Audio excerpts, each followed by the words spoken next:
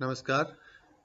आज के हमारे वीडियो का टॉपिक है इटली के एकीकरण में काउर की भूमिका या योगदान। इटली के एकीकरण में काउर एक ऐसा व्यक्तित्व रहा जिसने इटली के एकीकरण में महत्वपूर्ण भूमिका का निर्वहन किया। काउर इटली के एकीकरण का मस्तिष्क अथवा बुद्धि कहलाता है।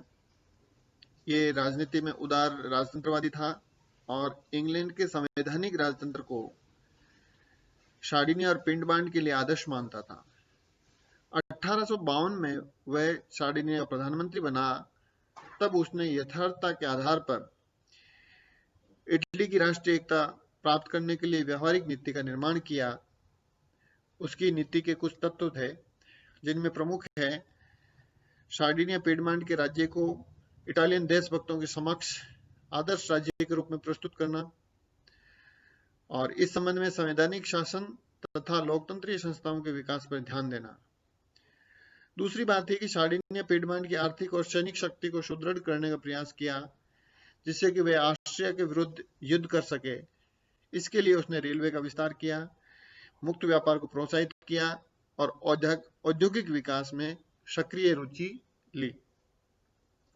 जनरल ला मारमोरा के नेतृत्व में उसने सेना को पुनर्गठित करके और शक्तिशाली बनाया। क्यूर की मान्यता थी कि सार्डिनिया ही राष्ट्रीय आंदोलन का नेतृत्व करने में सक्षम है। उसी के प्रयासों से नेतृत्व विक्टर इमैनुअल के हाथों में रहा और महान लक्ष्य की प्राप्ति हुई। काउर ऑस्ट्रिया को इटली से युद्ध द्वारा निकालना चाहता था। ये कार्य चूंकि सार्डिनिया अकेला नहीं कर सकता था, इसलिए किसी यूरोपीय शक्ति की मदद लेना उसके लिए आवश्यक थी। अपनी कूटनीति का परिचय देते हुए उसने क्रीमिया के युद्ध में फ्रांस और इंग्लैंड के पक्ष में सेना भेज करके उन दोनों राष्ट्रों की सहानुभूति और मित्रता हासिल कर ली और शीघ्र ही काउर ने इस मित्रता को भुनाते हुए नेपोलियन तृतीय को इस बात के लिए राजी कर लिया कि वे ऑस्ट्रिया के विरुद्ध युद्ध में सार्डिनिया की मदद करेगा। इस युद्ध जो कि 1859 में काउर ने लोम्बार्डी जीत लिया और उत्तरी इटली को एकीकरण उसका कर लिया। इस समय मध्य इटली के राज्यों में राष्ट्रीयता की जो लहर पैदा हुई उसे जनमत संग्रह द्वारा काउर ने एकीकृत राज्य में तब्दील कर दिया।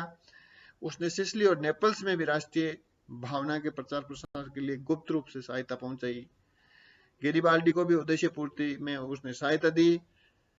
तब उसे लगा कि गेरिबाल्डी विजित प्रदेशों में गणतंत्र स्थापित कर सकता है और रोम पर भी आक्रमण कर सकता है जिससे फ्रांस से युद्ध हो सकता है। तब उसने नेपोलियन को विश्वास में लेकर के कि गेरिबाल्डी की बढ़त को रोकने के लिए रोम पर सार्डिनिया द्वारा अधिकार करना जरूरी है, पोप के राज्य पर अधिकार कर लिया। तत्पश्चात गेरिबाल्डी ने भी विजित प्रदेश विक्टर इमैनुअल को सौंप दिए।